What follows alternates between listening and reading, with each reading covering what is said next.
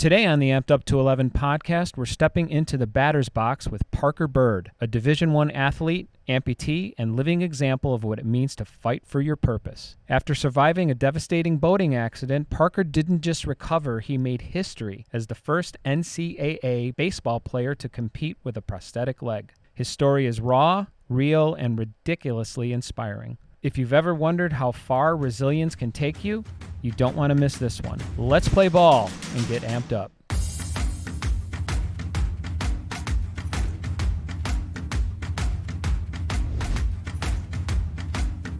Hey everybody, welcome to the Amp'd UP211 Podcast. I'm Rick Bontkowski, and guess what?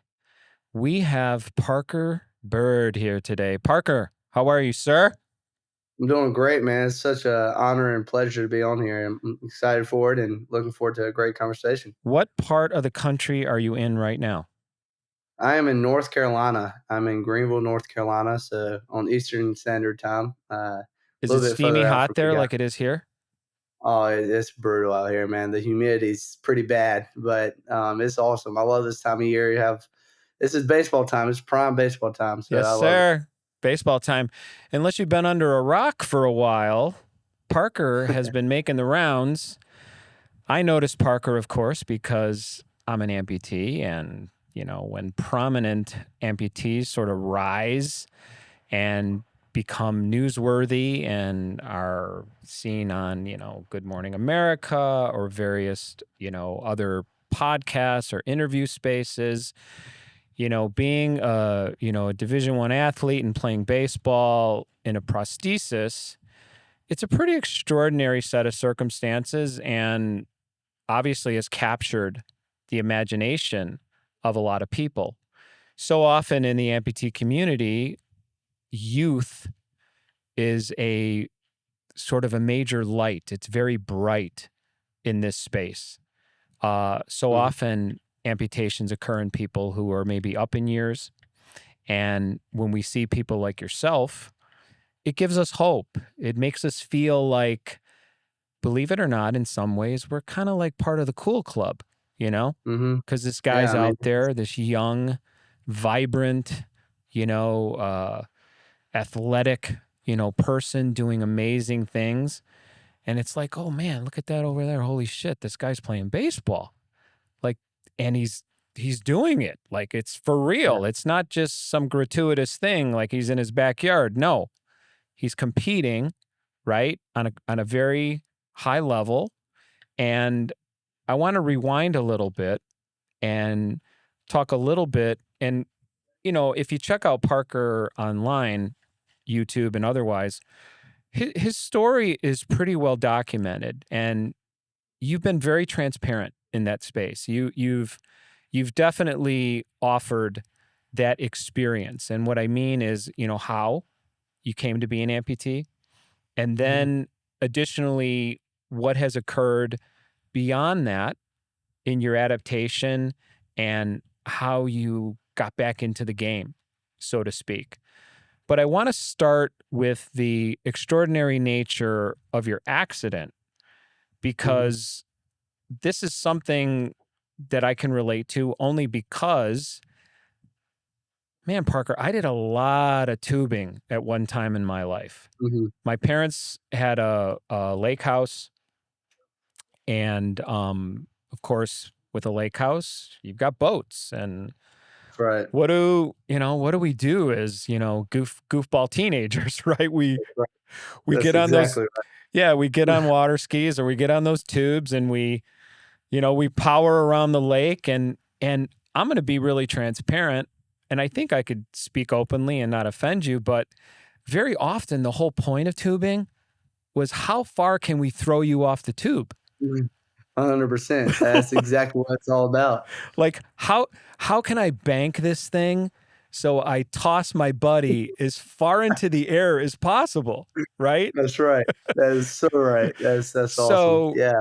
Really what's extraordinary about your situation, and again, I appreciate, you being so transparent about it, and I'll let you describe it more. It occurred when essentially once you had been tossed, so to speak, it sounded like you were trying to pull yourself back in using the rope that the tube is attached to. And at That's some correct. point, um, did the engine fire? The rope got caught in the Yeah, propeller? What happened? the driver put the boat in reverse. So, well, first of all, man, I feel like transparency, just like through my whole story, is really how I healed through it all. Is just being completely open, showing people, hey, this did suck, but they're still good in every light, and there's still my life's still going on, no matter if I have one leg, no legs, two legs, whatever it is. I still have a heart beating, and I'm still on this earth for a reason. So, being so transparent throughout the whole story, that's part of the healing process. And a lot of people will get really closed off, don't want to share, and they build up a lot of anger. And so I realized pretty early on that's not what I was going to do. That I was going to go and share my platform and share my story. So that's kind of how I healed. But with the whole entire accident, man, it was July 23rd of 2022, another hot summer day in North Carolina, just like today is here. And we actually went down on a Friday, which was July 22nd. And I was here in Greenville because I committed to East Carolina my freshman year, but I graduated in 2022 out of high school. And then we had to come up to Greenville for summer school. That's just to get acclimated to the baseball program, the new environment, the college lifestyle, really all of it.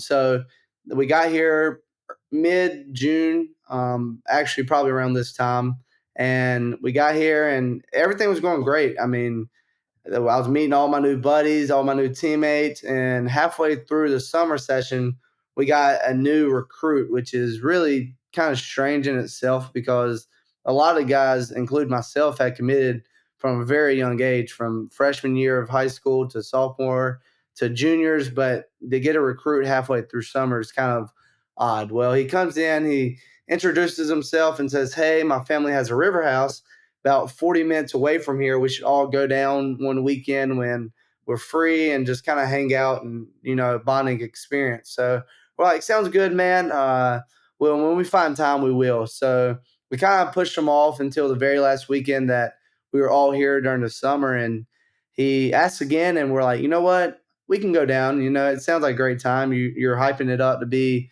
an amazing place. So, hey, let's go down there and try it out." So that Friday after our morning workouts, our morning 300s, all that good stuff, we went down to Bath, North Carolina, which is about 40 minutes away from Greenville. And we went down that Friday, had a great time. Everything lived up to the hype. We went tubing, threw each other off the best we could, all that good stuff. We cooked dinner and, just being typical teenagers. And that Saturday morning, I was actually supposed to take one of my teammates back to Greenville because he had agreed to help an elderly couple move some furniture. And he was like, "Hey, Parker, can you take me back if I go?" And I was like, "Yeah, man, I would love to. Like, I don't really care to be there 2 days anyway. I would love to take you back." So that Saturday morning, Miles got a call saying, "Hey, thanks for volunteering, but we don't really need your help anymore. We have some guys that are willing to help here, and you can just have a great Saturday." So, well, all right, sounds good. And us being teenagers, like, "Hey, let's go have fun again." So Oh, so we you almost escaped that I fate. almost did escape, Wow. but not quite yet. So we went back out that Saturday, probably around 1 p.m. And first ride went great. Me and my buddy were on. We ended up falling off after probably 20-ish minutes, and then we both got back out on the tube. And the driver's like, "Hey, I'm gonna try to throw you guys off quicker this time." And we're like, "All right, sounds good.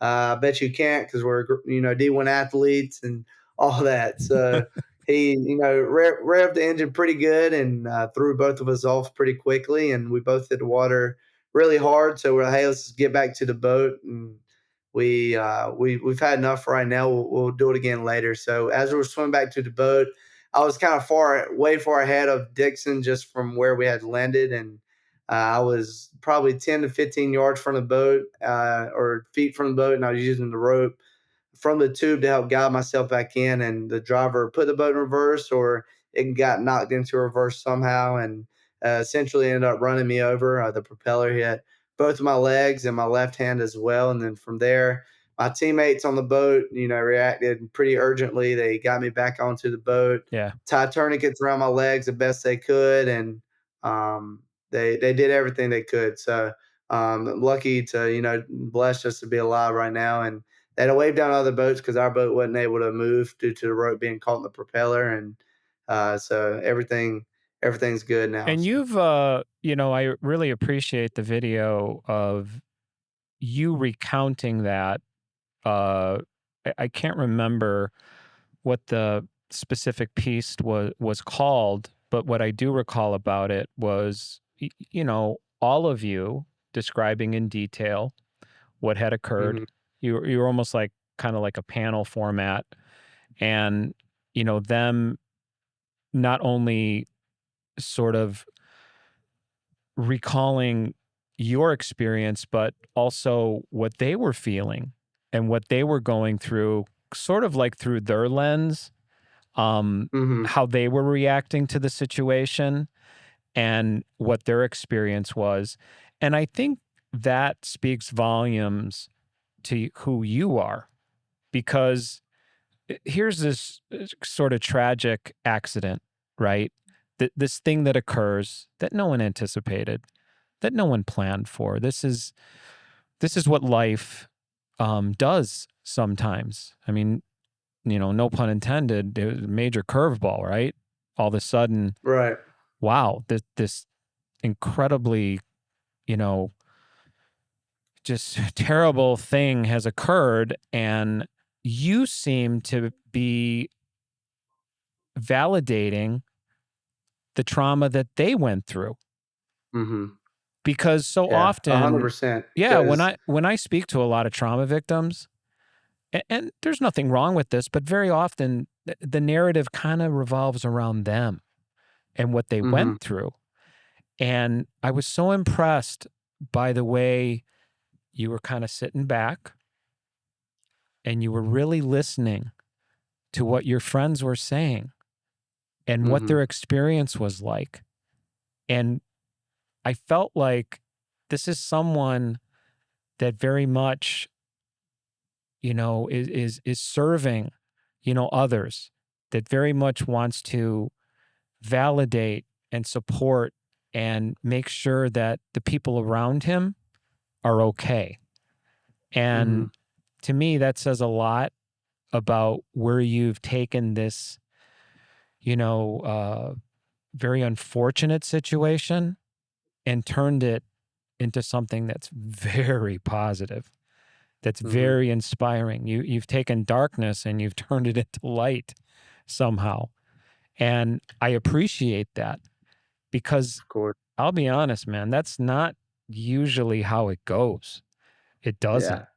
And you continue to smile through this and find the good in what a lot of people consider to be a setback that can pretty much, it's like, okay, game over. There's hmm nothing after this. And I think we all, myself included, we're all going to have that moment of self-doubt. We lose a limb, we're staring at the possibilities of what once was and what can be. And I was really hmm struck by a quote that you mentioned, and I'll let you talk more about it, when your mom said, "Well, why not you?" Do you remember that? Yeah. Do you? Yeah. Yeah, tell me about Can that. you Yeah, yeah, sorry, you cut out for me. No, you're good. Yeah, dude, that, I mean, was so impactful to my entire, process of healing too, was my mom saying that, because that was fresh off of amputation. We were in the hospital room, and she could kinda tell that I was down and I wasn't, myself at all, and I'm a very, people's person, always talking, and she could tell I was just not myself at all. So she asked me, she was like, "What's wrong?" And I was like, "Well, I don't think I would be able to play baseball again." She's like, what? Well, why do you say that? And I was like, well, Mom, I don't know if you've done your research or not, but there's never been a Division I player to ever play with a prosthetic leg. And without hesitation or any question at all, she said, well, there always has to be a first. Why not you? And, from that point on, I realized, I have an opportunity now to do something really cool. And it's not anything that I ever imagined. I didn't picture this the way that it was going to plan out at all, but I have an opportunity to do something really cool that nobody's ever done. And I get to pave the way for other kids out there that, love the game of baseball, even love other sports that, don't even think it's possible to play at a Division I level. And I get to now show them that anything is possible if you put your mind to it, trust in God's timing, trust in His plan. And but yeah, dude, the video with my teammates and the guys on the boat was, it was really powerful to me because obviously I went through it and I saw everything that happened to myself, and I'm in my mind, so I understand how I'm feeling. But you got to think about, all the other people that it also affected. And honestly, it probably affected them a lot more negative than myself because I lost a limb, but mentally I had such a great support system of people, friends, teammates, the whole entire community here in Greenville. So it was really easy for me to, wake up the next day because I had the possibility of playing at baseball again, and people were always cheering me on everywhere I went here in Greenville. People were saying, "Hey, we're praying for you. You've got this." So it was easy for me, but the people that were on the boat, Colby Thorndike, um, Dixon Williams, my ex girlfriend at the time. Really everybody, Miles Curley, everybody that was on the boat, they all were probably impacted a lot more negative than myself. Dixon Williams, all of them, because they saw everything that happened.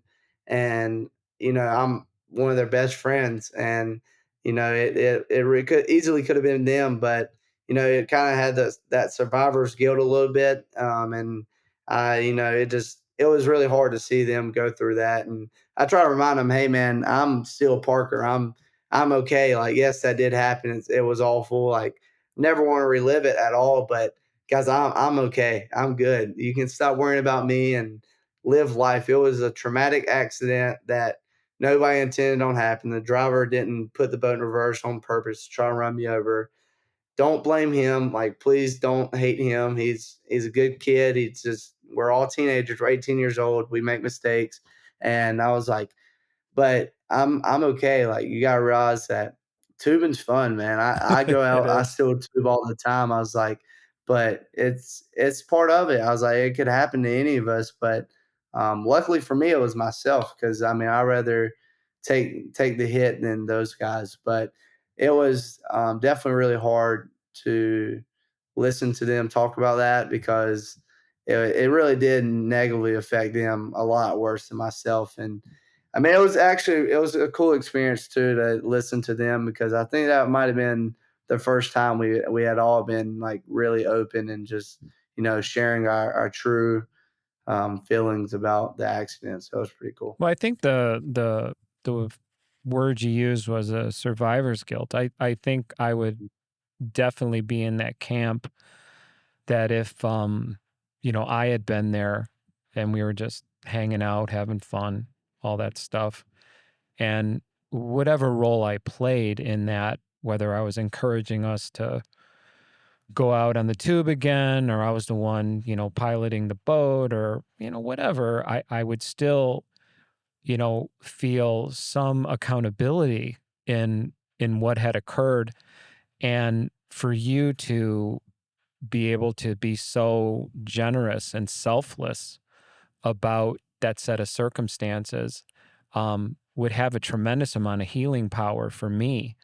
And I'm sure this is now, years later, is a point of bonding that you all share to say, guys, like we all went through that together.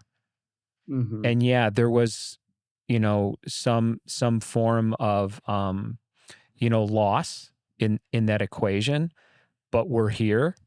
And now this is something that we can draw strength from and know Hmm. that when things go sideways, we all have each other's backs, and we'll figure out a way to survive it. And you did, because everyone reacted, everyone figured it out, and now you're coming together and saying, this was an experience that, we all survived and we did it together.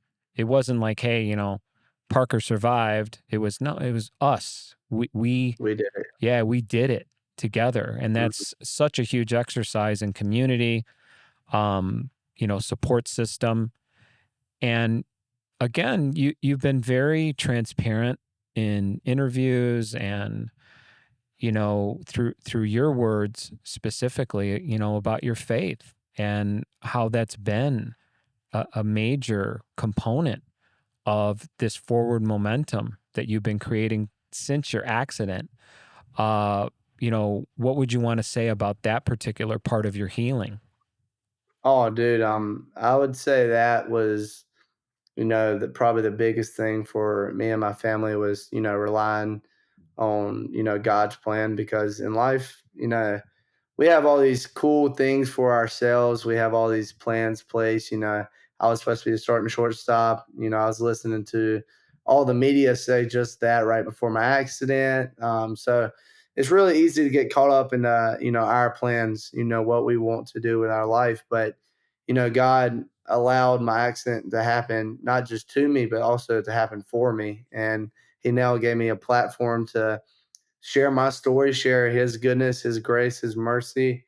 And also, I've learned that God just allows storms in your life, whether that be an accident like mine. And luckily, mine was so visible to the public so they could see what happened and see me still share God's, glory through it all. But a lot of people, it's a broken marriage, losing a loved one, something that, not a lot of other people see. And it's still a storm in their life, in their season of life. So, it was really cool to, get to portray His grace every single day, and people see God through me, because that's all I want in life, and show people that, none of this is possible unless I relied on His faith, His goodness. And, Jeremiah 29:11 is something that me and my family, relied on, spoke daily. God has a plan for us, not to prosper and harm us, but to, give us a hope in a future. And it, really inspired us to keep going each and every day. So, it's also really cool to, I'd still attest that I have a knee joint because of the power of prayer.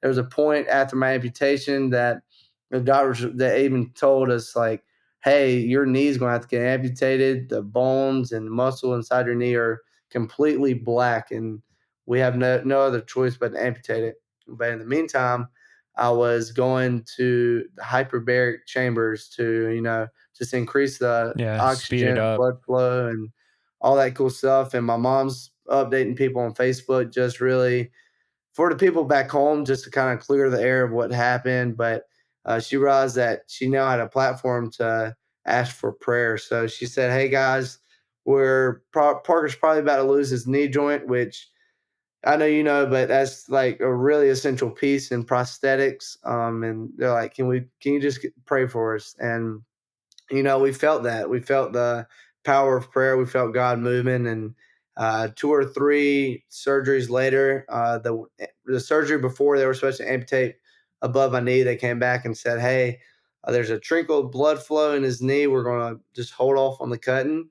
And we don't get your hopes up, because we don't really know exactly what this is, but we're just going to hold off on the cutting for right now. So I went back in 2 days later, and they're like, hey, blood flow is completely back. We're going to be able to keep his knee joint. And so that was a huge win for us. So, but the power of prayer was real. We could feel it. We could feel everybody in the community back home, really across the nation, just praying for my recovery. So, I mean, it was the biggest piece of my recovery for That's sure. really beautiful that you recognize, the power that had and the impact it had on your healing, and that it still remains to be, a driving force in your mindset and where you're going, with your life. I want to talk a little bit about how you adapted to, playing baseball again. I really Mhm, enjoyed some of the videos on YouTube out there on you that sort of show the progression of how you went about, um, and it was a process. I mean, it wasn't, mhm. you know, here's your leg, go play ball. No, it Yeah, it was very, very calculated. It was a patient process, and it was very, very incremental. And what I noticed was it was it was almost literally like, okay, I'm just gonna, you know, uh, watch the ball get pitched to me for a period of time. Um, I'm not gonna do anything but just get that timing down in my head, and then it became like, okay, now I'm gonna do it from a wheelchair, and now I'm gonna do it from a crutch, and now I'm gonna do it. So you're gonna be able to explain it better because you understand those mechanics a lot better than mhm, myself, as an athlete, because there are other players out there that are fascinated with mhm. how you came to be, who you are now from that. So kind of walk me through that process of evolution. Yeah, it was definitely, and you said it best. It was the most patient process I've ever been through. Because, like you said, you just don't get the leg and you just go out and run. And for some reason, in my head, that's how it was going to be. When I got my first prosthetic, I was like, "Man, tomorrow I'm gonna go hit, and it's gonna be everything's gonna be just like it was before the accident." And it was took me a little bit, or not a little bit. It took me probably 3 or 4 steps to realize this is a journey that is probably going to take a while just to Yeah. walk again, not much less hitting a baseball. But luckily, there's CAF out there that helped me with that. But the evolution of hitting a baseball again, it started really as soon as I got out of the hospital, and I really adapted this mindset of what's next, 1% better. When basically what I mean by that is when I was in the hospital, I was like, man, what's next? How can I get 1% better? How can I get out of this place? And so eventually got out in late August. And first thing I did was I went to the cages, and I was still in a wheelchair.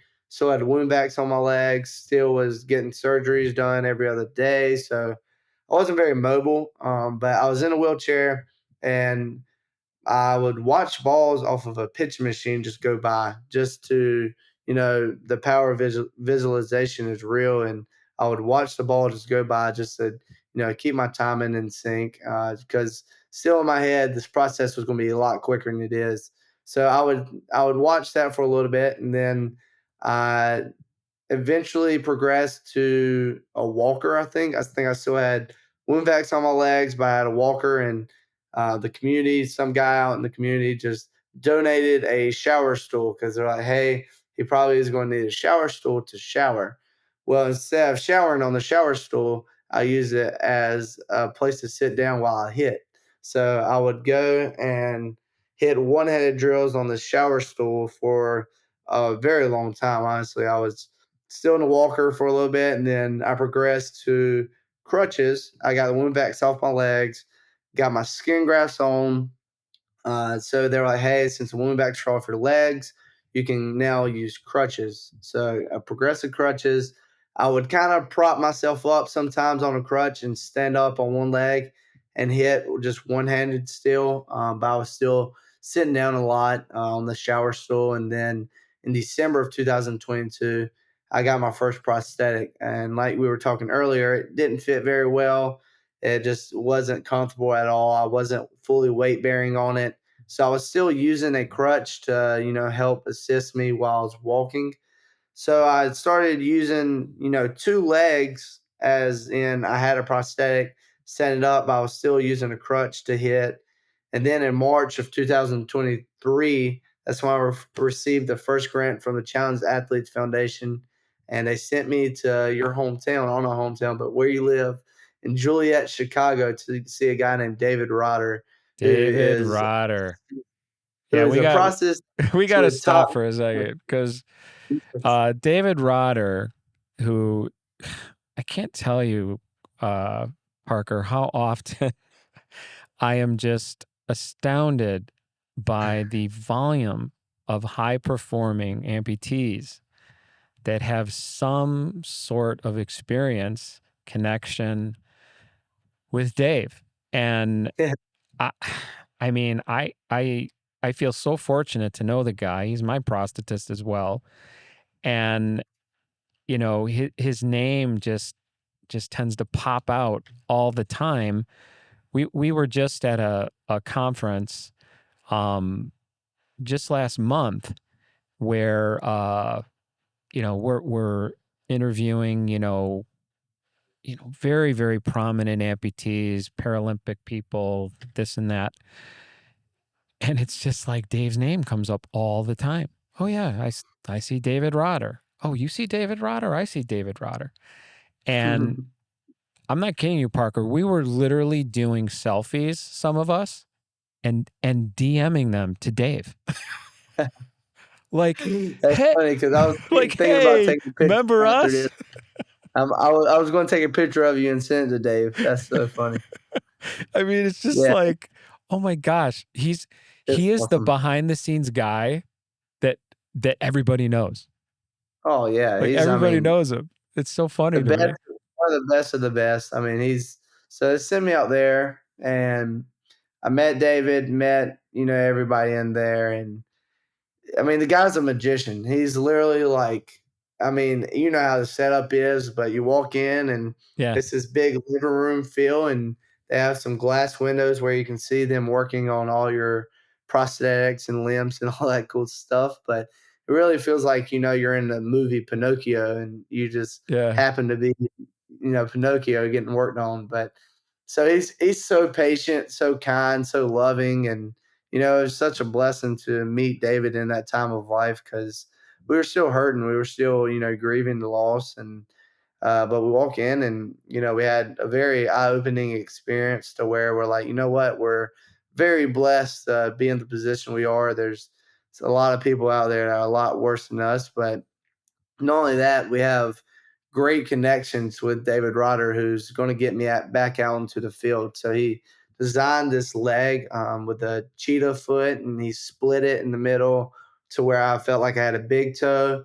So he got me. That was my first prosthetic that actually fit well. It was the first comfortable one. He got me walking without assistance, and from there, man, it was the hitting process, just began. It was, how do I use this device to provide the most power I possibly can? So that is where it all logistics and the swing started happening. And it's my right leg, which happens to be my back leg, which also happens to be the power source in your swing. And so I went to this hitting coach in Greenville. His name's Lance Martin, great guy, phenomenal. I mean, he's one of the top guys hitting wise. And I was hitting with him, and he's like, man, you don't have a back ankle anymore. And that's a pretty essential piece to hitting power wise. He was like, but I feel like we can accommodate it with this motion called a scissor move. And I was like, well, what's that? And I was pretty knowledgeable about the swing. And I was like, well, what's that? And he's like, it's this motion. It almost looks like a kickback of your back leg while you swing. It's kind of this counter movement. And I was like, okay. He's like, have you ever watched Jose Altuve? And he started naming all these big leaguers. And I was like, yeah. He's like, well, have you ever noticed him like do this kickback motion? I was like, oh, is that what it is? And he's like, yeah, let's try this. So we tried it. And I mean, I would, it definitely wasn't a big hit from day one, but dude, I just worked and worked. And essentially I was like, man, this actually provides a lot of power. I wouldn't say all the power I had with a normal leg, but it would get me back out into field a lot quicker than trying it the way I was trying it. So we started doing that. It worked really well for me. And it was just a process just to get back like any other hitter from there on. And it's been honestly a great journey. I've got to gone out to Los Angeles to work with LA hitting coach, LA Dodgers hitting coach, and Craig and all those good guys out there. So it's been really cool to have the experience to go Titleist and all this cool stuff. So it's been a cool journey. Yeah, I would think it's would have to be a little overwhelming at times. And you've definitely made the rounds in terms of media. And I mean, do you ever have like a moment, especially when like it's television and like literally like tens of thousands of people are like seeing this? Do you ever have that like oh my gosh, like I can't believe I'm doing this right now? Oh, all the time. Yeah, it's like that's my life now. Is like it's incredible just like the things I've done since my accident, the Yeah. opportunities that I've been presented. And I catch myself probably at least once a week saying, I can't believe this is my life, honestly. I mean, I've been to MLB Network probably 6 times. If you would have told 10-year-old Parker that, he would have lost his mind. And even if you told him the circumstances of why you're there, Yeah. he'd be, I don't care, get me there. Yeah. And so, it's just so cool to, And meet all these yeah, and famous being people. part of that community, right? Right. Making connections, networking, um, becoming the face of, that comeback, that resilience piece, the thing that people can draw inspiration from. Hmm. I would think that some of the goal setting kind of shifts because, when you just want to be, let's say, a professional baseball player, that's a pretty narrow path because Hmm. you're laser beam focused. That's the thing that Hmm. you're doing. Now, you do have that skill set. You're a gifted athlete, but now there's this other thing, this other sort of dimension, and now it's opened up this enormous spectrum of possibilities of what you could represent in that community.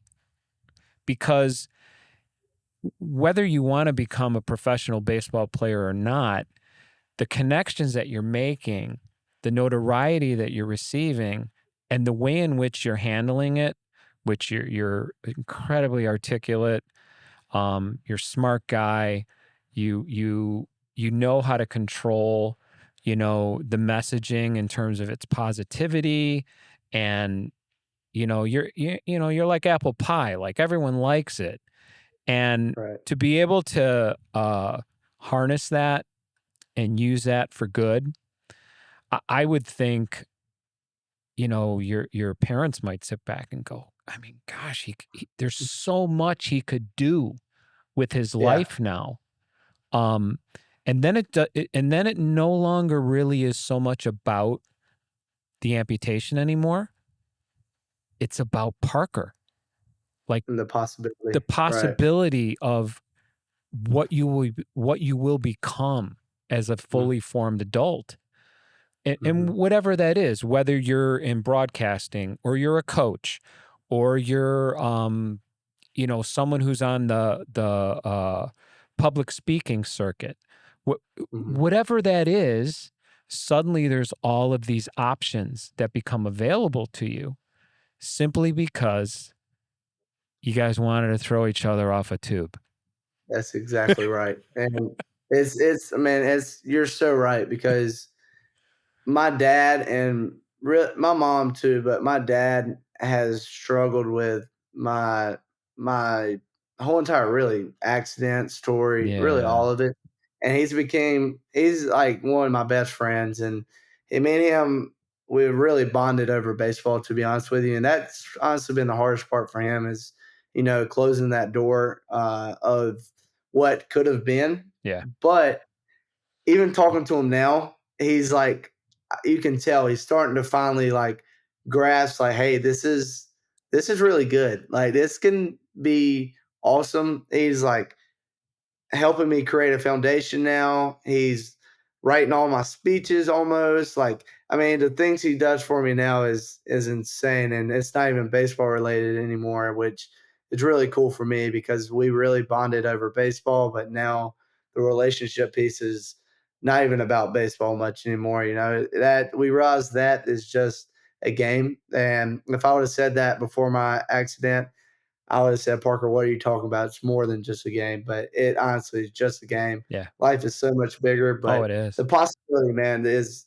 incredible. And, to have the platform to even have the possibility out there is such a blessing. But I tell people all the time, you know, everybody has the possibility. You don't have to have an amputation. You don't have to have a realization to have the possibility. I get to meet so many people, but also you can too. It's not just because I'm an amputee. It's not just because I've the first Division I player to ever play with a prosthetic leg. It's just because I put myself out there. I've been transparent. I love talking to people. Like Yeah. all that stuff, that's just qualities. It's nothing about the accident. People can do that too. So that's the biggest thing I tell people, man. The world is your oyster. You can do whatever you want. You can be the coach. You can be the broadcaster. You can be the public speaker. I get to possibly compete as a Paralympian one day. I didn't even know what really Paralympics was before my accident. And now Yep. I'm having phone calls about it and talking to Paralympians about whether I want to do javelin or run the 100-meter, whatever it is. I'm like so excited about that. And the public speaking. Funny story is I was in high school and I took a public speaking class. Just it was at a local community college. I had the opportunity to get community college credits that would transfer to East Carolina, and so I did that. And I took a public speaking course, and I really just took it because people said it was an easy course. The professor was a we've great guy, we've all done and that. yeah, I 100%. heard this Both one's my easy. I'm gonna take it. yeah, yeah, 100%. And both of my cousins were in the class, so I was like, I'm gonna do this. And my parents were like, Parker, you're from little old Laurinburg. You're never going to be a public speaker. You have a thick accent. You mumble, all the above to be a public speaker. You do not have it. And I agreed with them. I was like, you know what? I agree. I'm just getting the credit and I'm moving on. And so now my accident happens and I have all this opportunity to go speak. And Yeah. I'm actually really interested in public speaking. That's probably honestly what I'm gonna do is go out and share my story, share God's grace, and also maybe be Paralympian and start a foundation, all this cool stuff. But to actually say, "Hey, Mom, you remember that conversation we had about me never being a public speaker?" Well, that's what I am going to be now. So it's pretty funny. I can't even imagine like the impact that you would have on kids Yeah. because you're still, you're still a very young guy. So it's so Hmm. relatable and you're still in that active space. So for a child that's struggling with competing or team sports or, you know, we all go through that phase where we're just trying to figure out who we are. And that can be very isolating when you're young. And if you don't have the right mentors or support systems, that's when the negative things start happening. People start acting out, or maybe they, get involved in, drugs or just make bad choices because it's just a way to try to figure out who am I? What am I Hmm. doing? And to talk to someone like yourself or hear you speak and think, well, gosh, the world's full of possibilities. Here's someone that, has definitely had some struggle, but there's so much good that came from that, and they're willing to share it. And I would think as a young person, that would be very inspiring.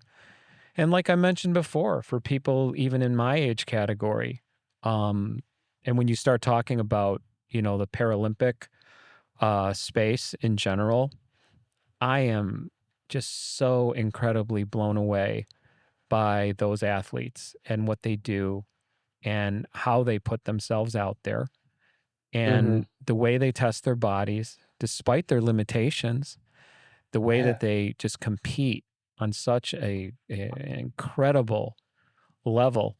So I was going to ask you, well, what's next? And you kind of gave me the whole roll call. You're like, well, and then I'm going to think of doing this and that and this and that. And it's like, It's I love when people ask me that because I don't have a definite answer, yeah, and it stresses some people out. My girlfriend, she hates whenever like she asked me, she's like, "Well, Parker, what are you going to do next year after you graduate?" I was like, "Well, we'll see." Like I'm not stressing about it at all. I know that there's a lot of possibilities out there, and the Savannah Bananas. I don't know if you're familiar with of them. course I am. Uh, Yeah. yeah, well, I feel like everybody is at this point, Yeah. but I also have had opportunity to speak with them, and I have a possibility of maybe playing with them. Yep. So, it's a lot of cool opportunities out there, and I'm not stressing about the future at all. And I know that whatever happens, happens. It's meant to be. It's meant to be. So That's I awesome. just want to go and share my story and tell people that your life's not over, no matter what happens. That God has a great plan for you. Just keep leaving, work hard. That's the biggest thing is you can't get anywhere without, hard work. And I was very blessed to have two great parents, two great sisters, but my parents told me from a very young age, hard work beats talent when talent doesn't work hard. And I've kept that with me honestly my entire life because I mean I'm pretty athletic, but like I'm not naturally the best athlete on the field probably ever. But I do know that anytime I step out into a field, that I've outworked everybody on the field, and that's something that I've always prided myself in, and that's something I tell people all the time is getting recruited to a Division I place isn't really about talent, and it people look at the characteristics of the human being that you are, the teammate that you are, how you lift others up even when things aren't going well in your own space. And I tell people that all the time that are trying to get recruited and are getting looks from Division I places. I was like, man, and true story, I've seen people go 0 for 4, pitch horrible games, whatever it may be. Colleges have been there to look like watch them, and if they just carry themselves like champions, like winners, they get the offer because they know that if they're coming to watch you play, if they're already there, they know you're talented. They know that you're a great baseball player, but it's the things like running onto the field, high fiving other teammates, even whenever you get out, whatever it is, getting water for a teammate. That's the stuff that they look at. It's the stuff that isn't even baseball related. And Yeah. that goes for all sports. It's not just baseball, it's basketball too. It's picking up a teammate, even if you miss a shot, whatever it is. But that's the biggest thing for me. Yeah. And I want to echo something that you said, about your parents. And speaking as a parent myself, I think what I've realized, no matter what they do, parents just want their kids to be happy. Mm-hmm. That's all Mm-hmm. the I hope for all kids that their parents' goal is we just want you to thrive and be happy. And no matter what the vessel is for that, whether it's sport, whether it's business, whether it's, something artistic, we want you to find the thing that provides you with the necessities, the lifestyle that you want, but also, fills your heart with joy and makes you Mm-hmm. feel like your life has purpose. And sometimes, planting that seed like baseball, and you said, me and my dad, it was baseball, baseball, baseball. And I'm sure for him, and when he sees you smile, and when he sees you in this very public space, and you're thriving, and you're there, people are finding out how magical of a person you are that he already knows Mm-hmm. because, you're the apple of his eye. Like he already knows that my kid is amazing. Yeah. But when he sees others tapping into that and he sees you embracing it and thriving, well, then, all, like you said, all of that talk about it, it's baseball, Yeah. baseball, baseball, all of that kind of dissolves. And it's like, wow, like look at what my son is creating in the world. Look at the energy that's being drawn from his life experience. And here's the thing, he's just getting started. That's right. He's got many, many years ahead of him. And what an honor and a privilege it is to sit back and go, that's my kid right there. Doing great things, right? So now That's you're like right. you said, I thought it was so cute when you're like, oh, he's he's like speech writing and he's all like into it, right? He's on board officially. He's on, he was always Team Parker, but now it's like, it's an institution of sorts. That's And right. I love it. I love it. So I want to thank you for coming on today. I'm super pumped about getting this episode out there. And I wish you well with whatever of the many options that you're developing at the moment. I wish you well in what you're doing and your pursuits. Don't be a stranger. And, hopefully we can have you on again. And I'm excited to see what Parker Byrd is going to do next. I'll be listening, I'll be watching, I'll be following and liking. Parker, thanks for being here today. My name's Rick Bontkowski. This is the AMP'D UP211 Podcast. That's Parker Byrd. And let's go. Appreciate you guys. This has been an honor to be on here. Oh my gosh, we appreciate you as well. And I want to wish you, your family, and our entire audience health and happiness. We'll see you next time.